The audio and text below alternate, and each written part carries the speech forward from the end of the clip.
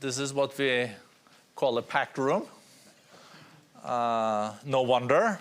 We have a great panel, but we also have, I think, one of the most topical issues on the agenda. How is the geopolitics of the world doing?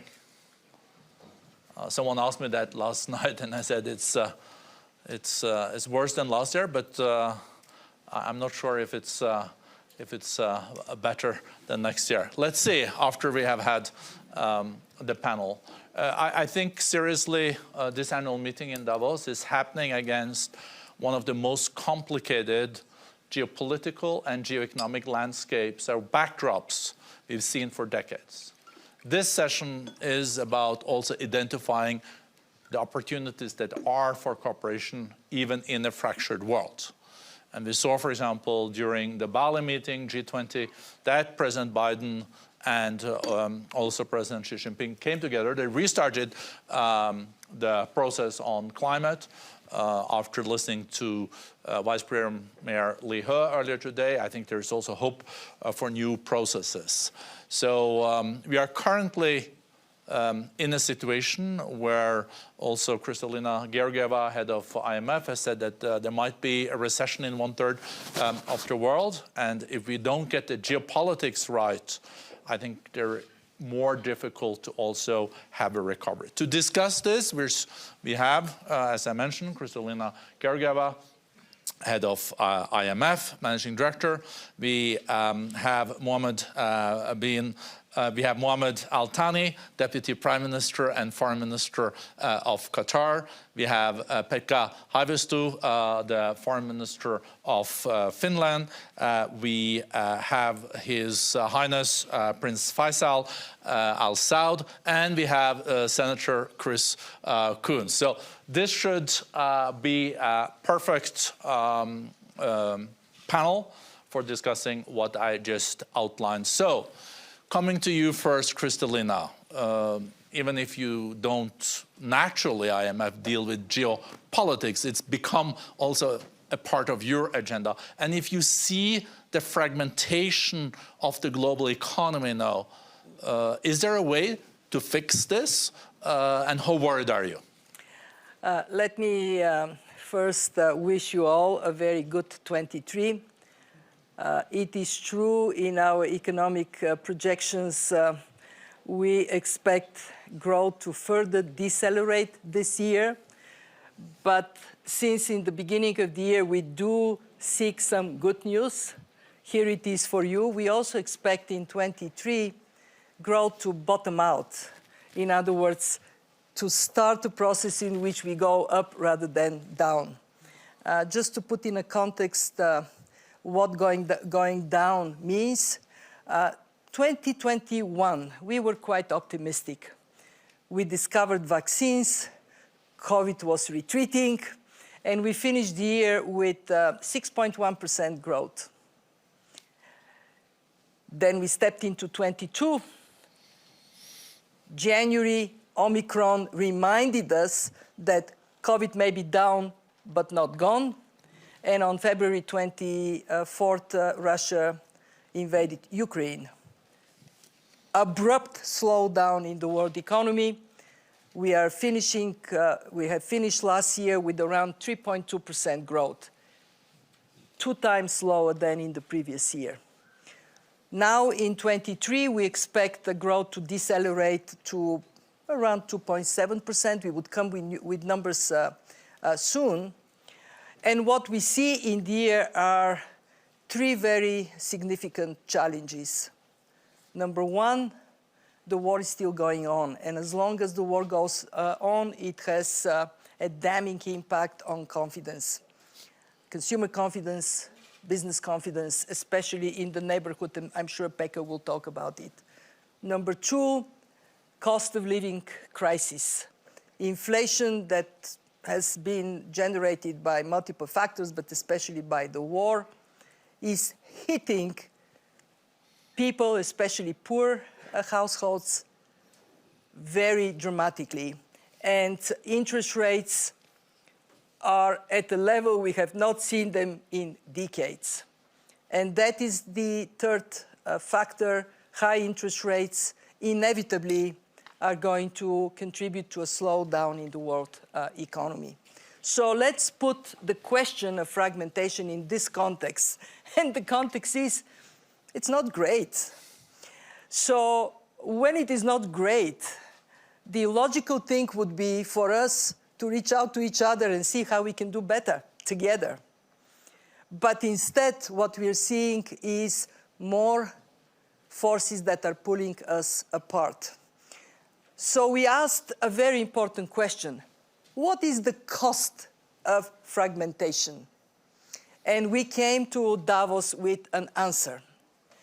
If we manage the adjustment to more security of supplies smartly, and there is some decline in trade, the cost would be manageable, 0.2% of global output. Not nothing. It is still not great when growth is low and we are struggling.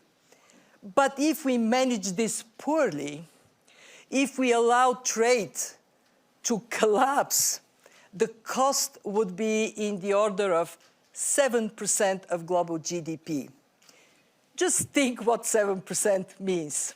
This is about $7 trillion lost. The equivalent of Germany and Japan taken together. And then further work says if we add to this technological fragmentation, the cost could be somewhere 8 to 12% of global GDP. Why I'm stressing this issue today? Because we still have a choice to make and be wise and don't throw the baby out with the bathwater. An integrated global economy has served us all well. As a result of this integration, over the last 30 years, the world economy tripled. For emerging markets and developing economies, it is even more important, they quadrupled in size. But rich countries also benefited. Their economies doubled. And all this means 1.3 billion less extremely poor people on this planet. And it means higher standards of living for everyone. So my appeal is to be very rational. Yes, we will not go back to the days when costs were the only consideration for where you allocate production and how supply chains work. COVID and the war told us security of supply requires some redundancy in supplies. In other words, there would be some cost. But if we are smart to keep that to the level where we make the economy, the world economy, more resilient and not drag the world into a place where we will be all poorer and we would be less secure. My fear is that we are sleepwalking into this world. But hey, here is Davos. Wake up! Do the right thing. I think you deserve applause for that. Chris Coons, Senator, we know the US is still the largest economy of the world. What you're hearing also, the managing director of IMF is saying here that a bit of nearshoring to avoid this notion of just in time and a little bit more just in case, building a little bit resilience is fine. But if we go too much into this notion of friendshoring or more protectionist measures, we can shave off a lot of growth globally. We know that there is a new House. There is also partly a new Senate. How far will the US go in friendshoring, making sure that things goes to Mexico and countries that you're allied with? Do you see the point of the IMF managing director, and how will the US balance this to make sure that we also will have growth in the years to come, and this will be a very shallow recession, if a recession at all? Look, thank you for your comments and the opportunity. I do think that American leaders and business leaders in particular recognize that the severe disruptions of the pandemic and some of the challenges of the reach and the scope of globalization that have caused a backlash in many of our countries, a populist backlash, certainly in the United States, need to be addressed. One of the ways to deal with some of our challenges in terms of the hemisphere and migration also is to do some nearshoring to improve the job opportunities in Central America, for example. But I don't think it will be as robust as potentially projected. I do think that we will continue to have an open economy, to be committed to free trade, and to see the robust value that globalization has brought to the world as well as to many of our people. This is a delicate point. It is unclear where a divided Congress might go in trade policy. But I do think there's been a lot of comment, a lot of concern about the Inflation Reduction Act, one of the largest pieces of legislation that a divided Senate just passed. A 50-50 Senate managed to do some robust things, invest in our own infrastructure, invest in our own science research, and invest in our own energy security and independence.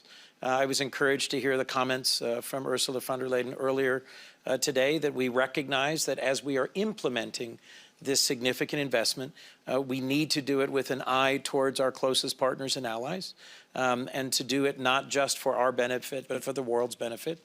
I think one thing that is missed in the coverage of the Inflation Reduction Act is that a lot of it is an investment in new clean energy technologies that can benefit the whole world. Methane management and capture, carbon capture and sequestration, small modular reactors. So if you take the message from the Inflation Reduction Act that somehow America has become solely protectionist and that we will abandon multilateral finance, or we will abandon the global markets that have helped make so much progress over the last decades, I don't think that is a correct reading. I think it was principally about our energy independence, not an attempt to harm others or to isolate us from others. And I do think that the implementation of it will end up proving to be more positive for the world as a whole than was initially seen. Thank you, Senator. Prince Faisal, Saudi, the kingdom, is one of the largest energy producers in the world. And in this discussion related to then cost of living, of course, oil price is also an incredibly important part of it. So maybe you could comment on that, but also the region that Saudi Arabia is situated is not the most peaceful region in the world. And we know that one of your neighboring countries, Iran, the relationship there has been complicated. So maybe you could elaborate on both those two things. Sure, thanks. So on energy, energy security is absolutely key. And here what we feel in the kingdom is that stability is absolutely the key to that energy security. So one of what we believe the successes of, for instance, OPEC and OPEC Plus has been, it has been able to deliver a relatively stable oil price, one that is predictable by both consumers and producers. Some other energy sources have faced significant challenges in that regard, significant rises. And we continue to be committed to that. We're also, of course, committed to a clean energy future. But the only way we can transition to a clean energy future in a way that doesn't impact the issues that Kristalina addressed, the issues of access and ability for the developing world to continue their path towards prosperity, is if we can ensure some level of stability and predictability in the supply of traditional sources of energy while we invest in renewable energy. So in the Kingdom, for instance, is investing almost $200 billion in deploying renewable energies in the Kingdom and abroad. Our companies are active in 21 countries around the world deploying solar and wind energy and other sources of renewable energy. But that's going to take decades for the developing world especially to be able to have enough energy for it to replace traditional energy fuels. In that interim period, we need to maintain a stable supply of traditional energies and one that is priced in a way that ensures that stability. And that, I think, we have been able to do. This is certainly our feeling, and we will continue to address that in a responsible way. Our neighborhood, you mentioned, and I want to really focus on the positive rather than on the negative, because our neighborhood is also showing signs that even in adverse circumstances, you can deliver success. The kingdom's economy, for instance, is going to be this year the fastest growing economy in the world. Through a very ambitious reform program, Vision 2030, we have been able to transition the economy in a significant way away from a dependence on hydrocarbons, on oil, as a source of revenue for the government and as a proportion of the GDP. That process continues to go on.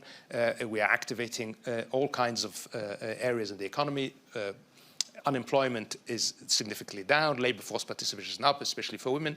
So these are all signals that even in a difficult part of the world, you can be successful. And when it comes to Iran, we have reached out. We are trying to find a path to dialogue with our neighbors in Iran, because we believe very strongly that dialogue is the best pathway to resolving differences. And we feel quite strongly that what we are doing in the kingdom and what others in the region, especially the GCC countries, are doing in addressing the challenges of their economy and investing in their countries, in focusing on development rather than geopolitics, is a strong signal to Iran and others in the region that there is a pathway beyond the traditional arguments and the traditional disputes towards joint prosperity. And I think the more we can build a sense of cooperation in the region, the more we can work together, the more we can deliver not just prosperity for our people, but also for our immediate region and beyond. Thank you. The relationship with your neighbor, I'm thinking about the US here. After the summer, there were some speculations that there were some challenges in the relationship after the OPEC decision. Was that true, or how would you say it is today? Because we know that Saudi Arabia and the US traditionally has been very, very close. So certainly a much less challenging relationship as a neighbor than the other neighbor we just talked about. But, but look, certainly, we have a strong partnership with the US, and we continue to work through that partnership. That doesn't mean we don't always that doesn't mean that we always agree. We sometimes disagree. We certainly disagreed on the issue of the oil market. In the end, we believe that I think our position was the correct one, and it showed through what we see now. The oil price continues to be stable. It's and we have a responsibility to the broader oil market, to the broader economies of the world, to make sure that we continue to provide that stability. But we're going to have a robust dialogue with our partners in the US. We're going to continue to work through any issues. But overall, this relationship has delivered significant benefit, not just for our two countries, but for our region. And as we continue to address the issues that Kristalina just addressed and that Senator Coons just addressed, we're going to need to work together. We are all going to need to work together. That means the GCC with each other, the kingdom with the US with Europe. Everybody's going to have to work with each other in order to address all of these challenges. If we start getting hung up on minor issues, we are not going to be able to address the big challenges that face the world. And you share this view, Senator? Largely, yes. I will say one thing that has brought together Republicans and Democrats in Congress, the American populace generally, and most of our core allies and partners in the world, is opposition to Russia's brutal aggression in Ukraine. And so I think there were initially some concerns expressed by many of us about the OPEC decision. And as time has gone on, I would agree with His Highness that as the price has stabilized and as we've had more dialogue, we recognize there is a positive path forward for this long-standing, important relationship. But many of us remain concerned about the path forward for Ukraine and ensuring that there is a commitment, a stability, and investment that gives Ukraine's leaders and those who are fighting bravely every day on the battlefield confidence that they will encourage them with the knowledge that there are many around the world who stand with them. We'll come back to Ukraine. That's one of the other elephants in the room, I think. But I would like to go from the kingdom to Qatar, to Sheikh Mohammed, Deputy Prime Minister and Foreign Minister. The relationship also with Saudi Arabia is much better than it was a few years ago. I think we could agree on that, but there's still a region with its complications. Qatar is one of the largest exporters of natural gas, and I think Europe has been very pleased with also the LNG capacity. Where do you see natural natural, so I had two questions. Where do you see the role of natural gas being a bridge between the fossil fuel-based society and the renewable society, Qatar's role there? And second question is that we are talking about a lot of conflicts in the world, and Qatar also has played a role under your leadership as important in peace and reconciliation.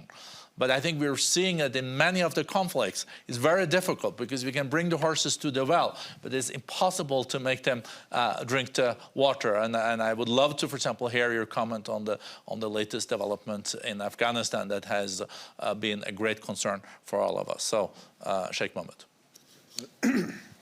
First of all, thank you, Børge, for inviting me here, and I'm really pleased to be among such a distinguished speakers and attendance here. Regarding the first part of your question about the energy and the role of the LNG, we believe in Qatar as the gas is a safer, cleaner, and more reliable source of energy, and we believe that the gas will remain relevant and a destination fuel, and it is very important in the energy mix for the next decades to come. Now, when it comes to the transition agenda, unfortunately, a lot of the policymakers, they have set unattainable goals, like very aspirational goals, that they didn't realize that this will need time, will need a significant amount of investment. And also they stopped or didn't allow investments in the last 10 years, probably. And we have seen that this energy poverty, which unfortunately being accelerated because of the war in Ukraine, it is a result of these policies.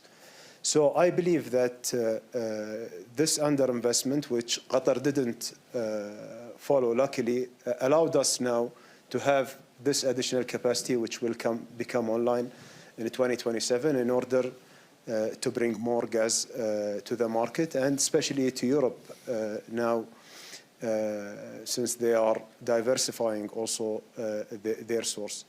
We believe that the energy mix, taking it in consideration, very important to keep the gas, to diversify also the sources, but also to keep in consideration the other sources of energy until they reach these goals.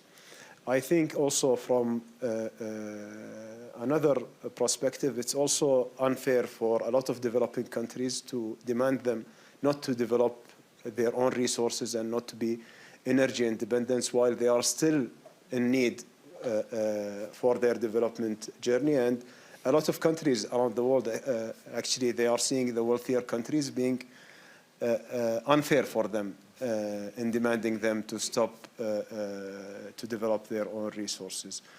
The third point on this, I'm not sure if there was an honest discussion about also this transition agenda and what kind of damage it might create for the earth when we are talking about mining the rare earth, or also mining the metals to use them as an input for all those renewable energy equipment. So we believe that it should be a deeper conversation, more inclusive. All the countries needs to be included in that conversation, not only the G7 or the developed countries to set the agenda for the world. Regarding our role in the conflict resolution, and as you mentioned, Børge, very correctly, that it's not an easy job. It's maybe it is a difficult journey to bring parties with disagreements together to reach an agreement, but it's also more difficult to sustain the agreement. And we recognize the fact that it's not easy for a country like Afghanistan, which suffered not only in the last 20 years of war, but really beyond that, probably in the last 40 years, and they've been fighting with each other. We cannot expect that an agreement that happened between them and the US will bring peace to the country in one day or 1 year. Especially there were no a real dialogue between the parties of the war themselves. I mean, the inter-Afghan dialogue didn't take place properly. What happened recently and the recent measures by the Taliban government in Afghanistan has been very disappointing for us, and we've been warning them from taking such decisions that are going just to make the situation much worse for the Afghan people, but also for the international community to be able to deal with them. Does it mean that we are going to stop our efforts? No, we should continue. We always remain hopeful that the way we are engaging with others, we are engaging with people who are sometimes difficult to talk to. It's the only way forward to find a resolution. Otherwise, what would be the alternative? The alternative would be a civil war, social unrest in the country, which is going to blow up for the entire region. So on the latter, I think when we have a dialogue with the players in Kabul is one thing, but decision makers are also in Kandahar. Do you think there is a hope in the near future to get the dialogue on this and change the decisions, or are we talking more medium, long term? Well, from the beginning, we've been trying our best in order to reach out to them, either directly by us, but also by other countries in the region, and especially the Muslim countries, where we see them playing a major role in such issues, especially the social and the economic issues for Afghanistan. We've been trying even to reach out to Kandahar and to have a dialogue with them. Until now, we didn't succeed, but we are in a continuous consultation with other countries in the region, with some Muslim countries, in order to go and to reach out to them as a group of countries and to talk to them about these issues and about these measures that have been unfortunately taken without any rationale, and they couldn't even rationalize it for us, the ones who are talking to them. So I believe it's not going to be an easy job, but it's very important to keep trying and to keep insisting to drive this change until we see a real change happening there on the ground. No, thank you. It's about a whole generation of girls and women's rights to education. So we hope all that there will be a way of breaking that impasse. I said to Senator Coons that we were going to come back to Europe. There is a war in Europe. And Pekka Haavisto, we've known each other for many years. Pekka was also a presidential candidate for the Greens. You became foreign minister in probably the most demanding time for and challenging time for your country in decades. Had you ever reflected on that you, as a Green, was the one that was going to bring Finland into NATO? Well. Actually, we had this kind of very rapid NATO debate in Finland, which started 24th of February last year and ended in May when we tabled our NATO documents. And of course, we were so happy to get Sweden on board. I have to say that I was more skeptical with the Swedish possibilities after 200 years of neutrality to join. It was a bigger, changing religion, huh? Yeah, it was a bigger issue there, as a Nordic background, you know about it. But I have to say that my party fully agreed with that. But even the left-wing alliance that has had in their program the anti-NATO policy changed their policies and voted in favor. So it was a very unified Finland. But maybe on the Ukraine issue and on the security situation, I have to say that the black swans, unfortunately, are now coming from Europe, and the risks are coming from Europe. Of course, we can think about this different kind of escalation of the conflict, Russian aggression against Ukraine. We, of course, would like to support the Zelensky's 10-point peace plan, but peace, it needs two to tango. We know that. And then I think the issue, when we speak about the multilateralism and how the international organizations work in this time, of course, Helsinki was the place where the Helsinki Final Act 1975 was signed. It was some kind of end of the Cold War. And now Finland will be sharing the OSCE 2025 50 years celebration. And I don't know if it's a real celebration because we see a broken structure in European security. And what I would like actually to defend a little bit the UN, because I'm facing a lot of questions that should we close the whole shop with the UN at the moment, because UN cannot defend Ukraine and UN can do this and that. I have been saying that actually, according to the UN Charter, Article 51, a country which is attacked can ask help from the other countries until the problems are solved in the UN Security Council. And we are exactly there. Ukraine has been attacked. Ukraine asked for help from other countries. We are helping. We are waiting for the Security Council to solve the issue. And of course, the bottleneck is the Security Council. And now, instead of the Security Council, we have the General Assembly that has been taking a very high moral high stand on this issue, and that's important. We have an international agreement on that issue. But of course, at the same time, we should work through the UN on issues where we can. The food security is one. The grain trade channel that has been opened, I think it's a success story. I just 2 days ago discussed with Mr. Grossi from the IAEA, who was on his way to Ukraine to look at the nuclear safety issue, very important for Europe and globally, and even some exchange of prisoners that is ongoing. I think the Turks are negotiating successfully in Ankara on this issue. It shows that these channels are open and discussion channels are open. But of course, it's very important that we stay in solidarity with Ukraine, defend their independence, their borders.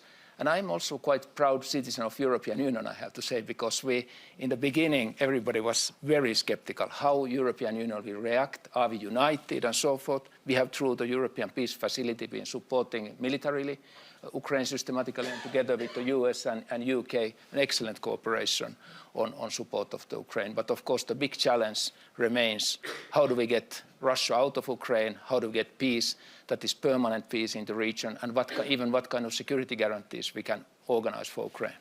And Finland has 1,300 kilometers border with Russia.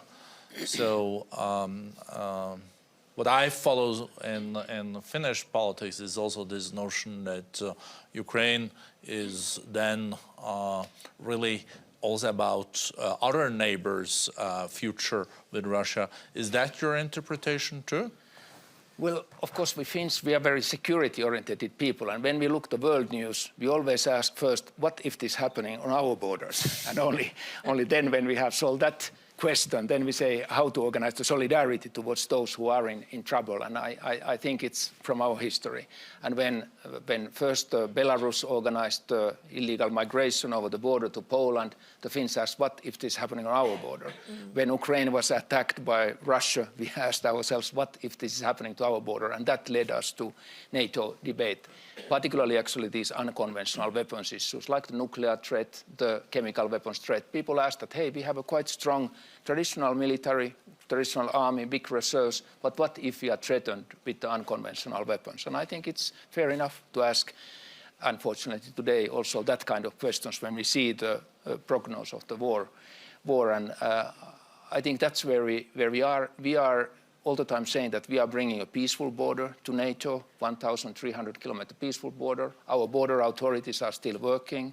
We have limited visas towards Russian citizens, but we allow those who are working to come over, those who are studying in Finland, and those who have relatives or those who need a hospital treatment. So there is traffic over the border. I think the question we're all asking us is when and how can this war end? And as foreign minister, I used to also always come to Helsinki and discuss with you and your predecessor and the president about Russia, because there is a lot of knowledge about Russia in Finland. There's a long history. I guess that the mood is not the best in Kremlin these days, because I think the plan was probably to take Kiev in a week. That didn't happen. The war is not going as it was planned. Europe is united, but a war needs also to end. So what is now the current thinking in Kremlin? Do they see a way out of this, do they think about that at all, or is the mentality no, that we just double down on it, we just have to continue even attacking civilians and breaking basic humanitarian law? Well, I maybe wouldn't sit here if I had the right information directly from Kremlin, but I would use it. I said understanding of the mentality. I would use it immediately, but let me say how we Finns look at the situation. We have been living, we have a long neighborhood with Russia. We have even been part of the Russia during our autonomy time and so forth. But let's look 100 years first backwards. We had not king but the Tsar, and then came Lenin, and then came Stalin, and of course then came Khrushchev, and then Brezhnev, and then Gorbachev, and Yeltsin, and then Putin. And we see this zigzag 100 years in the history. And when we look towards the future, our best guess is that this will be the similar zigzag 100 years from now. But in all these circumstances, we have to live in the neighborhood with this country, and we have to understand somehow exactly the mentality. Currently, we see a rising patriotism. We see quite weak opposition in Russia. Many people have left Russia who think in a different way and so forth. Many young people, and Russia, there's a huge brain drain from Russia at the moment. And this is, of course, not good for the Russian future if we think in that way. But at the moment, we don't see any movement that is from the inside Russia stopping the war and so forth. So we can only think that militarily Russia should be stopped, and militarily it should be shown that there is a limit. You cannot go, there is a red limit, you cannot go over the border of a country without any consequences.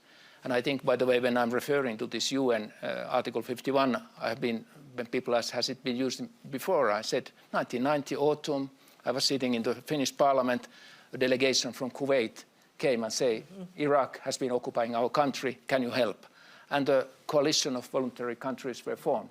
So actually, 1990, it was the same mechanism. And that gives us the responsibility to protect Ukraine as much as we can. Mm-hmm. Yeah, and I think I'm, of course, trying to be a neutral moderator here, but I think there is, wasn't there a Budapest memorandum in '94?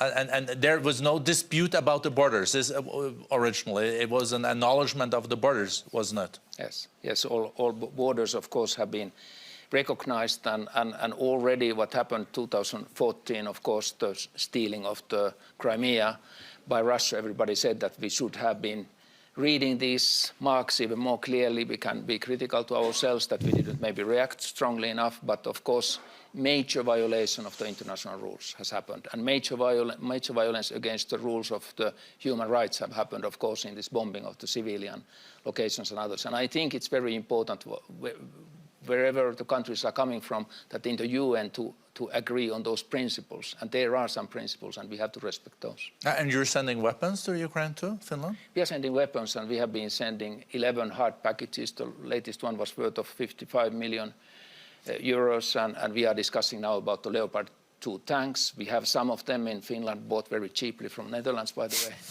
in the time of the peace.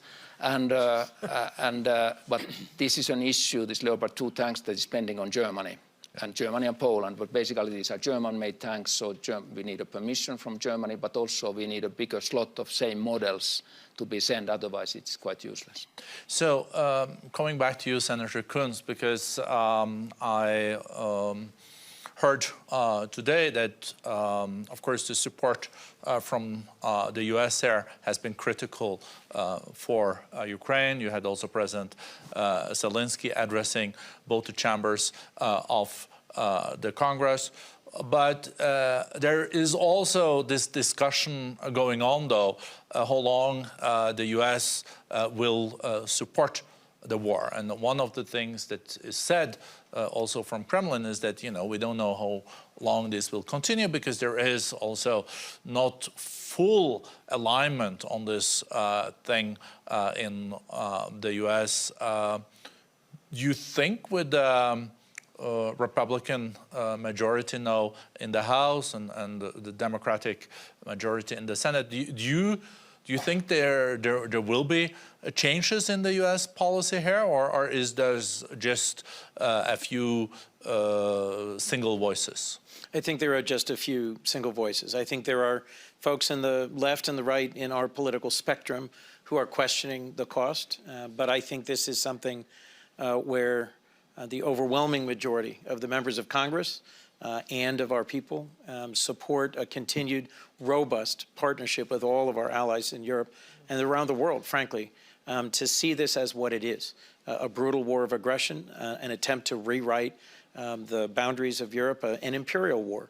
And frankly, after tens of thousands of Ukrainians have died fighting, we cannot step back at this point. Putin had calculated that he could divide the West during the winter by having huge costs, cutting off energy and making Europe bear some of the costs. That has not happened. He calculated that by striking a civilian infrastructure and leaving millions of Ukrainians in the cold and the dark, he could break their will. That has not happened. Now Putin has to assess where the costs are greater, where the risks are greater. And I think Western unity and unity in pushing back against this aggression is critical. It will determine a lot of the shape of the next few decades. He has already made a huge strategic mistake. Finland and Sweden will join NATO, doubling the border with Russia and bringing two sophisticated advanced economies into NATO. I think what we now need to see is a path towards a successful conclusion and the liberation of Ukraine. Thank you. Of course, if it's any of the GCC foreign ministers that want to comment here, please feel free to come in on this topic. If not, I will go to Kristalina. Yeah, I mean, just to say, and I'll just say that, you know, we've heard, and you emphasize this, that this conflict has impacts well beyond just Ukraine.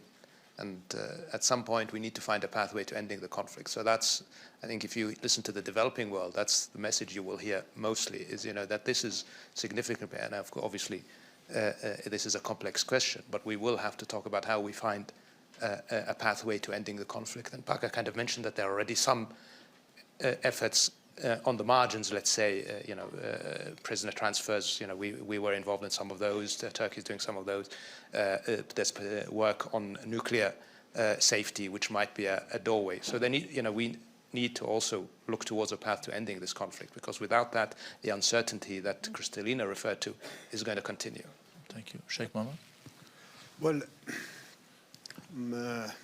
I think, look, Børge, what just Pekka mentioned about, you know, referring to the Charter of United Nations, and like, no one from us, no one, at least, you know, Qatar, GCC, all of the countries, we voted, for example, for the resolution. No one would like to see an aggression toward another country or threatening of using of power, and we want to see everyone standing up and abiding by the UN Charter.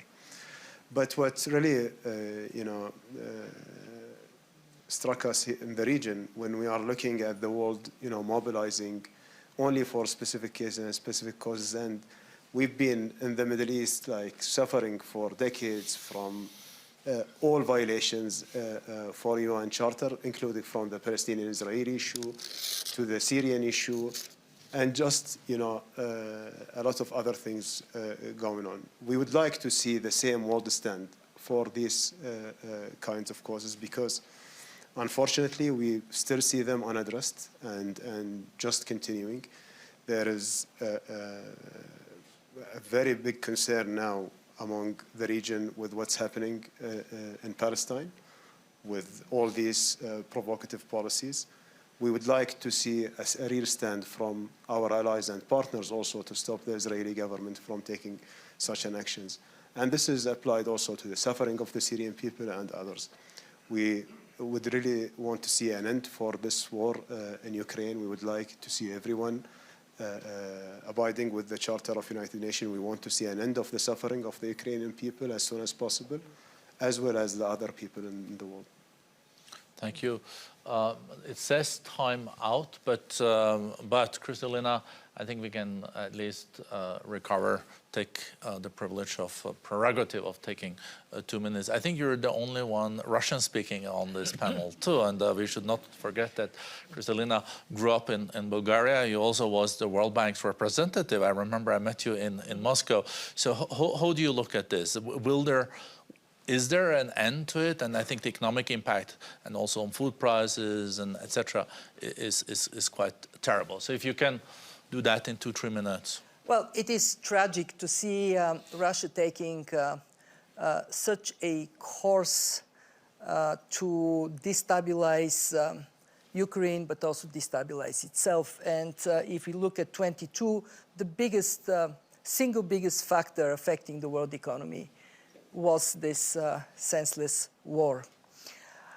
What I know about Russia is that one of the pitfalls of the last decades was the fact that there wasn't more concerted effort to integrate the Russian society, the Russian people, within the world community. When I was in the European Commission, I used to very often say, Pekka, we have to have more people-to-people exchanges with Russia, so we have the Russian people feeling that they're part of a family of nations, rather than being taught that they're somehow different. I was country director for Russia based in Moscow in the best days when Russia was reforming and there was G8. Remember these days? And at that time, when you ask the Russian people who they are, how they define themselves, the majority would say Europeans. Even the Russians that live in the Asian part of Russia. When you ask the Russian people today, they say we are different. We are a different civilization. We are different from the rest of the world. So if I draw one lesson, is to remember that, yes, policies are defined in the high corridors of power. But when a population of a country subscribes to policies that are detrimental to their own interests, there is something for the world to reflect on and perhaps think about ways in which we can do more people-to-people exchange. I am concerned that in this horrible thing Russia has done, there is a bit of kind of vilifying all Russians. We throw them all in that pot. And we have to be careful about it. There are so many wonderful, smart Russian people that don't agree with these policies. Some of them are now in Poland and in Finland, and try to think not in this, to take this individual case of Russia and say a world that is more integrated is a world where we are connected on the basis of our humanity, and we recognize how much we depend on each other. That we actually, all of us, we are not that different. We are all part of humanity. And to finish on this note on Russia, those who speak, are there Russian speakers in the audience? Anybody? I think there's... It's like me, okay? No, there is a couple. There's some. Yeah. There is a very famous Russian song, and when the war started, it spiked into my mind, that is about Russia not wanting the Second World War. And the song is «Хотят ли русские войны?» Do the Russians want a war? And the whole notion of the song is no, they don't. What happened? Why did it happen? And how we can put an end to it. I want to leave us with this notion that even the 100 Years' War ended where? At the negotiating table. The sooner we define a space, as everybody here said, for this horrible war to end, the better for everyone. And of course, great news for the world economy. No, thank you.